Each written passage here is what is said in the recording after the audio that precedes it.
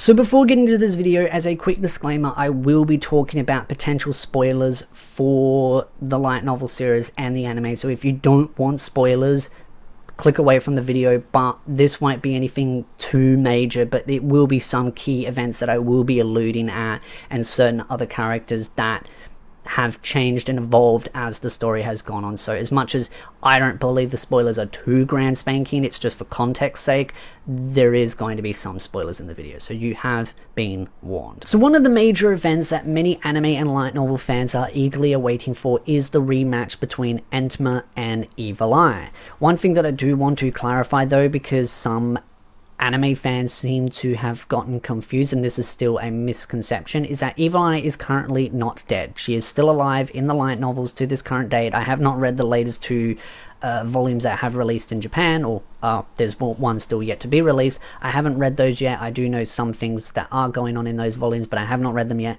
so I don't know if Evil Eye does appear in those volumes, but I doubt it. But Evil Eye currently to this day in the light novels and in the anime is still alive, but for some reason anime fans seem to believe Evil Eye died off screen because Entma's voice changed in the previous season. Now, to give clarification on what happened, even though the anime and the light novel clearly outlines it, is that the group known as Foresight invaded the tomb itself. They went in there and they got trapped in the arena.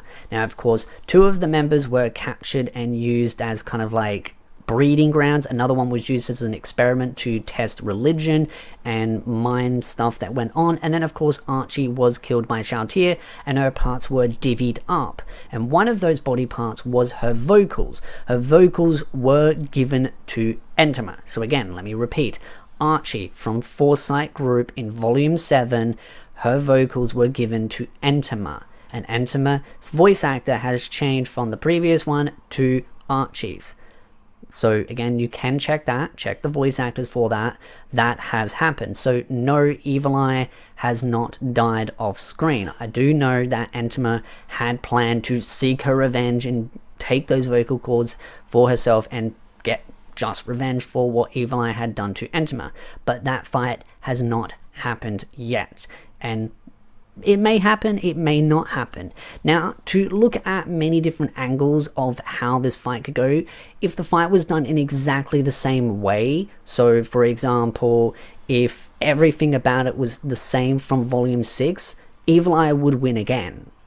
Evil Eye has an advantage against Entma when it comes to combat. I mean, Entma is a bug, and Evil Eye has many spells and abilities that can be very effective against a bug. So if the fight was exactly the same as volume 6, then the fight would end up the same way, where Entma would end up losing the fight again. But there are many different things that Irons, or some of the Floor Guardians, could do to steer that fight in a different direction, whether it's giving certain items or equipments to enhance Entma's fighting capability, or there are certain NPCs in the tomb that have the ability to enhance or buff certain other NPCs. And this has already been done in more the recent volumes when the Pleiadian maids were buffed up to actually fight Irons, and Irons knows that they were quite much stronger, and this was something that Albedo did deliberately as a kind of a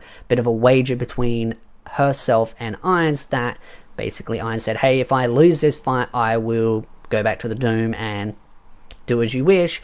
But of course he ended up winning, but he did know that the Pleiadian maids were much stronger because of that enhancement. So that is something that I believe that will end up happening, is that Entma will end up getting that buff, and then the rematch will happen, and it will be a landslide, and it will just be domination.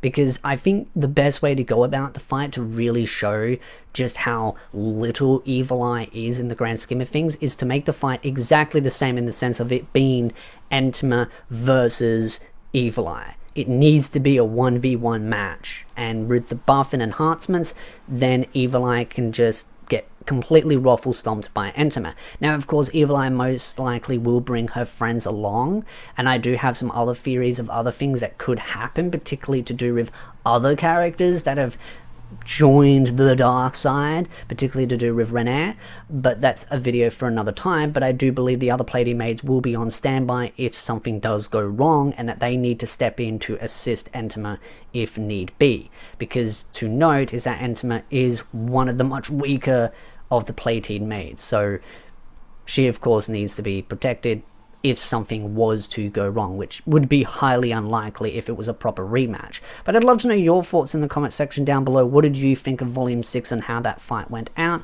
When do you think that rematch will happen? Because one of the concerns is that with, of course, these 2 new volumes coming out in Japan, and right now the author has said, currently, to this day, he only plans to do 2 more volumes. I do wonder if there's going to be enough room for a rematch. I hope there is, and I'm hoping that if these 2 volumes aren't enough, that the author might just, you know, go back on his promise and end up doing another volume or 2. I do feel like the series needs to end at around 20 volumes, not 18 volumes. Yes, he did say 17, but it's extended 1 more because of the fact that this recent volume is so big that it's been split into 2. So I'll be definitely talking about these 2 new volumes, which is 15 and 16.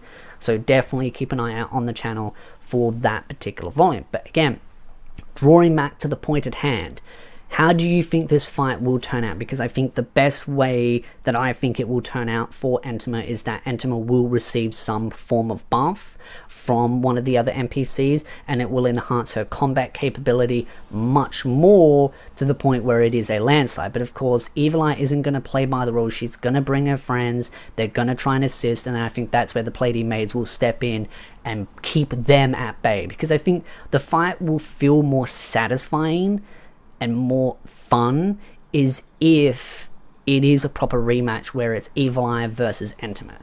And Entema has requested that fight. That was one of her wishes to Irons, which is why I can kind of understand why people maybe got a little bit confused with the misunderstanding is that Entema has said, I want a rematch. When that opportunity comes, let me have that opportunity. And Irons has agreed to it.